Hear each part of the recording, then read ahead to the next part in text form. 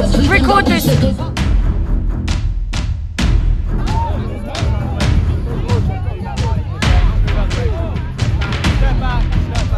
We've just spoke to her, confirmed her identity, etc. It's not the person we're looking for.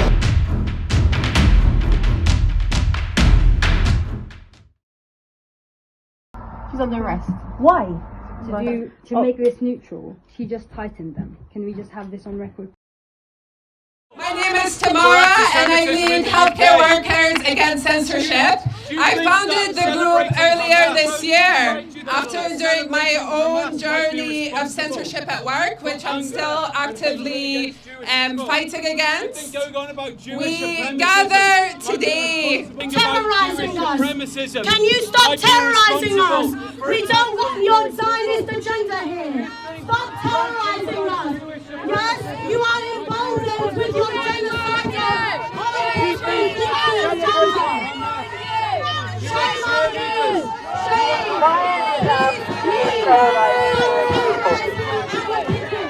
Zionism is terrorizing Jewish people. You're talking about Zionism is terrorizing Jewish people. Shame on you! Shame on you! Terrorists on our streets.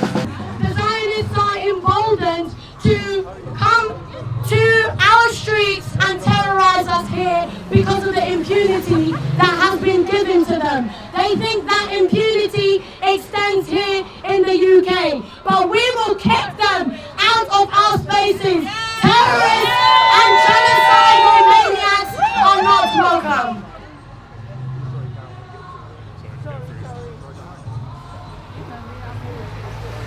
Right, okay, so hello everyone, thank you so much for coming today. My name is Tamara, I lead on Healthcare Workers Against Censorship. I founded the group earlier this year after going through my own experience of censorship at work, which I'm still actively battling. Today we stand united against the censorship and persecution of anti-genocide, pro-Palestine doctors, which has been enabled and encouraged by Wes Streeting. He has said several unacceptable comments that breach both his ministerial code of conduct and the principles of judicial independence. He has promised the Zionist lobby that he will push legislation to suspend doctors who speak out against the genocide. This comes as no surprise, given the significant funding he has had from pro-Israel lobby groups. Shame. Shame! The intervention that we had from the Zionists was, I think, incredibly interesting. That actually has become an anti-Semitic word, apparently, that I use. Because he said that we were talking about Jewish supremacy and that, we were responsible for any attacks on Jewish individuals. He stood in the middle of a crowd of Palestinian activists, decent human beings, and now will go out of this crowd, no doubt, claiming he was the victim. And this demonstrates the nonsense that we healthcare workers are facing in the NHS. There has not been a single pro-Israeli doctor, a single Zionist doctor, a single doctor supporting the genocide of Palestinians who has been sanctioned in any shape or form by the General Medical Council at all. Doctors and other healthcare workers have the same right to freedom of expression as any member of the public.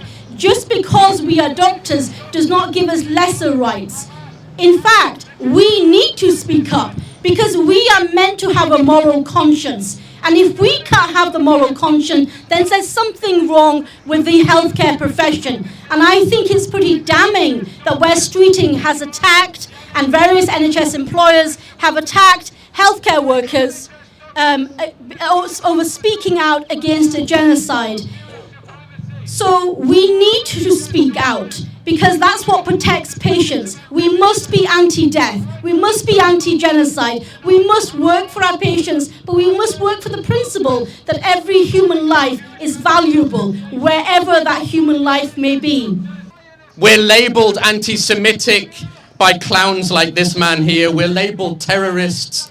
We're threatened by our employers, by colleagues, by strangers. We're harassed at work, in public, online, and in newspaper hit pieces. All that this signifies is that we have touched on something critical, something that those who wield power and influence would rather that they silence us from exposing. This extends, of course, to our own government, and particularly the Health Secretary Wes Streeting, with his documented links to the Israeli lobby, who now seeks to interfere in independent professional regulation, all while presiding over the rollout of genocide-enabling Palantir and saying next to nothing about the largest mass killing of healthcare workers that the world has seen in decades, if not longer. You know, I've been looking a lot into the way that various doctors have been treated over the last couple of years. In particular, I think of, you know, doctors like Dr. Abdul Wahid, of course, our good doctors who are here as well today, and many others. And what is the process? The process consistently is these complaints, these vexatious complaints that are issued by UK Lawyers for Israel, from the Campaign Against Anti-Semitism, these lobby groups that portend to be regular charities, regular, kind of normal organizations. But what is central about their existence? That they are charities that provide cover for the Zionist state. Okay? So we've already, if we go back to the first point that I make, they are charities that support an entity that engages in apartheid and in racial segregation. That is what they are about. So they keep us distracted, right? Because what they do is that they take every single comment and statement that our health workers make, not even statements, sometimes it's just a scarf that you wear, or a badge that you have, or a lapel, or a lanyard, or whatever it might be, and claim that somehow people are unsafe because of that solidarity, which what it does, it creates all of this havoc in the life of the healthcare worker, because they now have to go through a process where they're suspended, or they have to face some kind of charge within their regulatory institute. And that creates, for a start, it's just exhausting. You speak to any of our people who are going through this, they are exhausted trying to respond to every single accusation. But it also establishes that Zionism, according to the GMC, Zionism, according to every single regulatory institute, is something that is normal.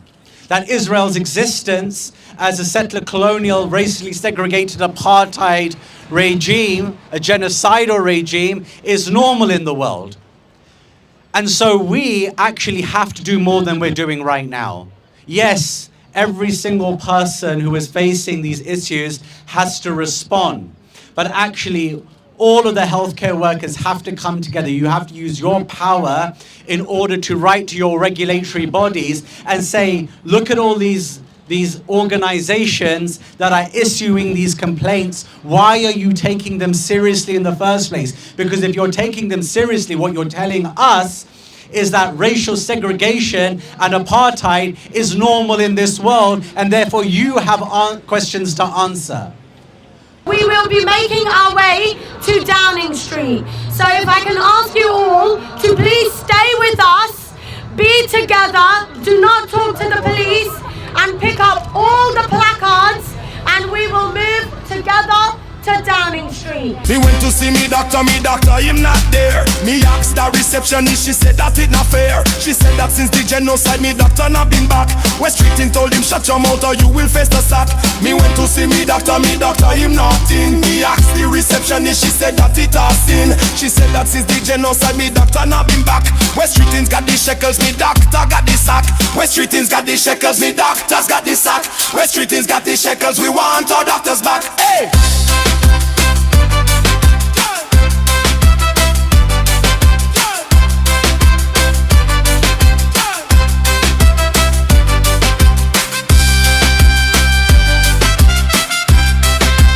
I'm going to invite back for us all to listen listen clearly because, unfortunately, we were subject to a lot of repression and the speech got a bit disrupted. So we are going to invite back Dr. Nadeem Crow!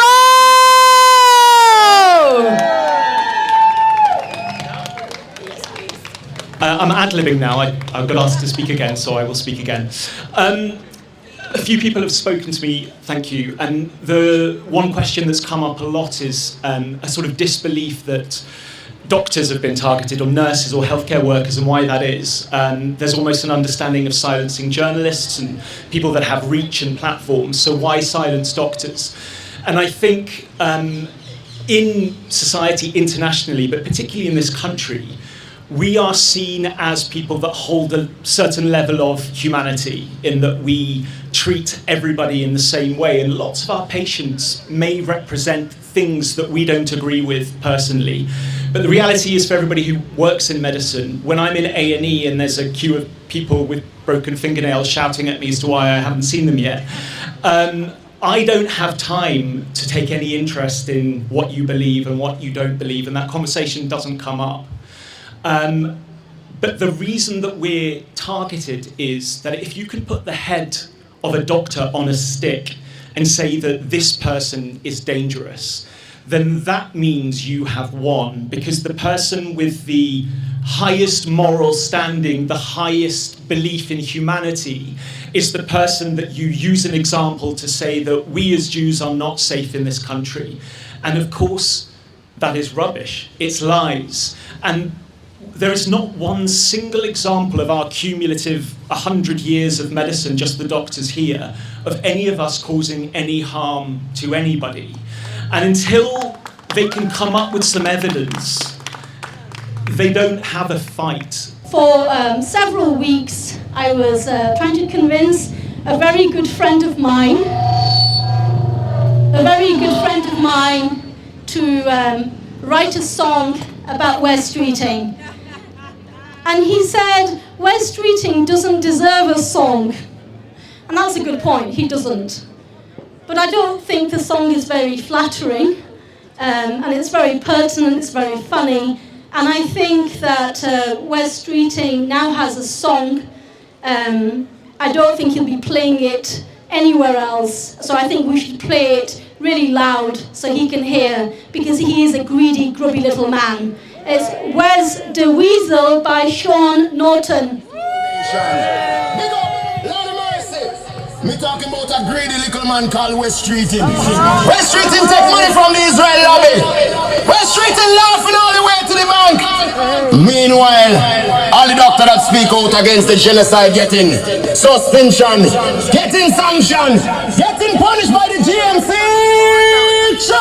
Me bun fire up on Wes Streeting, fire up on him greed, fire up on the lobby that pressure we no need, fire up on the genocide, fire up on the killing. Wes Streeting stand with Israel, we stand with all the children, we stand with all the. What do you want to speak to now? I'll do it straight out of the speakers. Wait, guys, record this. What do you want to speak to her about? We want our doctors back in this.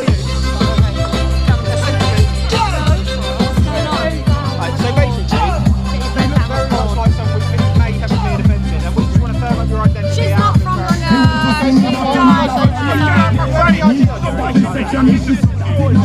and the one power you are funny, what are you doing? Stop pushing me, I'm a journalist. What is the push me, someone just push me.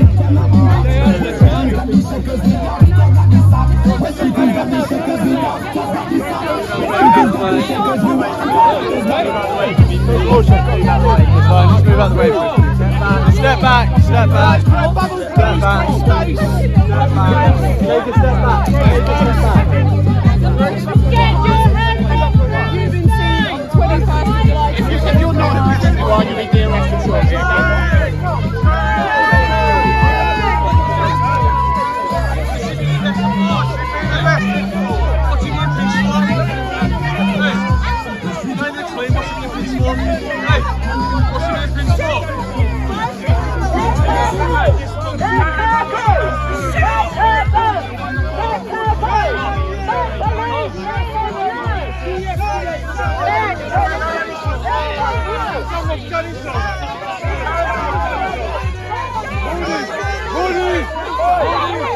Guys,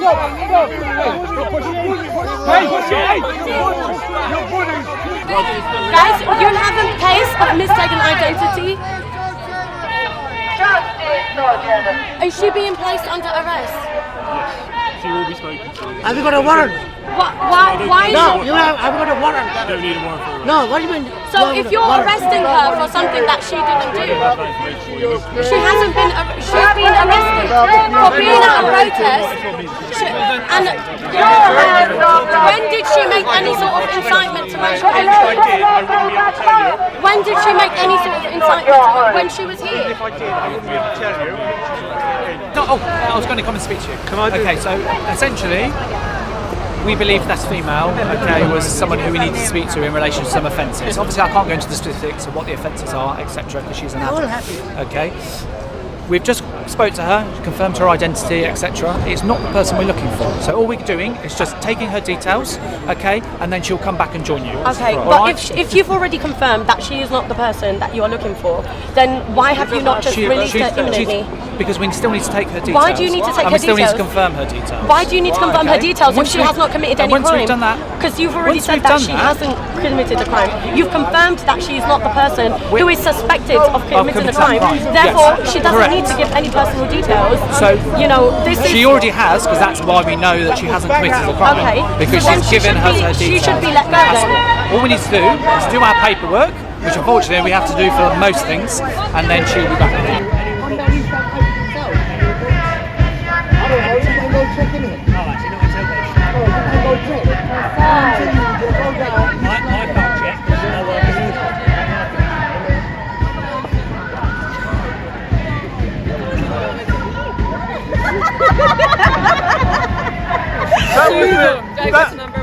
That's got to be the quickest release I've ever seen. We've had, I think, the world record arrest release time.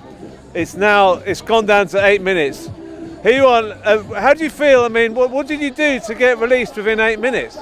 I charmed them. You charmed them? What? Any tips? Can I get away with it if it happens to me? Top secret, sorry. 8 minutes, it's crazy. What do you? Right, let's go through it. How did you feel at the start when? I mean, you look really shocked when they came for you. What did you feel like then? Yeah, I was absolutely shocked. I think as a healthcare worker and as a doctor, you just never think you're going to get handcuffed and taken into a police van ever, because your entire job is about life preservation. You have a clear criminal record, and it's part of your checks in order to become a healthcare worker. And every so often we get revalidated and they check that we don't have a criminal record. So I was completely shocked, particularly because I've not done anything that would warrant an arrest. But then going in, it was completely surreal. I was completely dissociated, I think. But very quickly, it was a case of mistaken identity. They said that I had a striking resemblance to someone they were looking for, and they let me go. Face recognition or whatever doesn't work then? It looks like it doesn't work very well, no.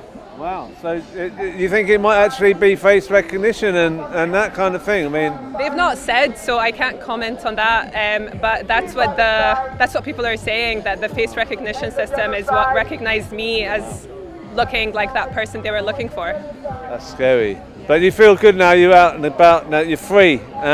What's freedom feel like now? Do you know, those 8 minutes, it still feels insufficient with Palestinians enduring genocide in Gaza. Until Palestine is free, none of us are free. In what power? US pound. In what? What? Sorry? She's under arrest. Why? You're under arrest for 4 offences. Malicious communications, one's 3. And for inciting racial hatred. I will explain to you everything. I just need to get cuffed on you because, like I said, I don't know what is in the house. So, Section 1 of the Malicious Communication Act and Section 127 of the Misuse of Public Communications Network. Again, on the 21st of July, at a pro-Palestine protest, which took place outside the Foreign and Commonwealth Office in King Charles Street, you gave a speech which amounts to calls for the eradication of Israel and implied support for all those involved in armed resistance against Israel. And what? Israel? For Israel, the entity of Israel, the state. Israel, another place? Sorry. I thought it's for UK. Yeah, She did some... And implied support for all of those involved in armed resistance against Israel. No. Including organisations such as Hamas. Again, like I said, all we're doing is going to take you to the police No, station. she didn't say that. I was in front of the police. Can I just say again? No, I was in front of the police when I gave that You speech. say that Ukraine... 20th of September of this year. This is what you're doing for Israel. We're here to execute the warrant. We're Palestinians. We're not going to talk about and we've defense had now. our family members and friends murdered, not and you're doing defense. this for Israel. We're not doing any... Posted to MP Wes Streeting comments that could be interpreted as anti-Semitic, including anti-Semitic tropes, which could be considered grossly offensive in character. On the 7th of October, you posted a variety of communications which demonstrated support for Hamas attack on Israel. An attack which involved murder, rape and kidnap of Israeli citizens, all of which may be considered grossly offensive in character. Search you as well. She has an We access won't be going through your So stuff, for- fine, because we don't know what might be around. This is what the UK does to their doctors. Yeah. Their doctors that are Palestinian, who have had family and friends murdered, and who are anti-genocide. That's it. That's all we advocate for. We're just against murder. That's your medicine, just listen to We'll take some with us, but you won't be able to see anything you've seen a nurse, because we don't know what it is, because I'm not a doctor and I don't understand what you're taking. We don't want you to take anything. I'm a It's not doctor. you. Yes, It's called but Listax amphetamine. Yes, unfortunately I'm not. It's labelled. And You're we under don't our care. know you. We don't know who you are at all, so it could be anything. So we're not going to allow you to take any tablets right now. At least it's She's a respected doctor. Should be respected in UK. I just asked her to make this neutral. She just tightened them. Can we just have this on record, please? You just... I know, you're doing this for the Israeli Jewish lobby. So you can get an arrest on me before my tribunal on Thursday. A doctor for 7 years, and I've never harmed anybody, never had any patient complaints. And this is what the British state is doing for Israel, for genocidal Israel. Oh, Rahmeh, are you cold?